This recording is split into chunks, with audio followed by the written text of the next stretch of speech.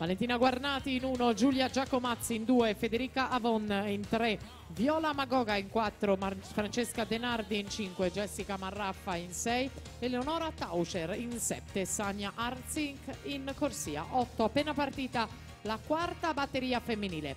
Intanto andiamo a vedere i finalisti dei 100 farfalla ragazzi 2000-2001. Alessio Gerardin, miglior tempo di qualificazione 58,22, con lui in finale Marco Deano, Stefano Mirabella, Federico Baggio, Lorenzo Menegaldo, Giurge Macic, Leonardo Vendrame e Alessio Boretti. 1:00,79 l'ottavo tempo utile alla finale categoria ragazzi dei 100 farfalla.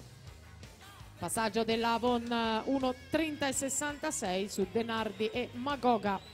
Denardi che viene fuori nella parte finale e anche la Magoga rientra. Denardi che va a prendersi la vittoria della quarta batteria e lo fa con l'ufficioso di 1:04,98. Per la prima batteria junior in partenza Nicola Zenarolla in 2, Davide Formenton in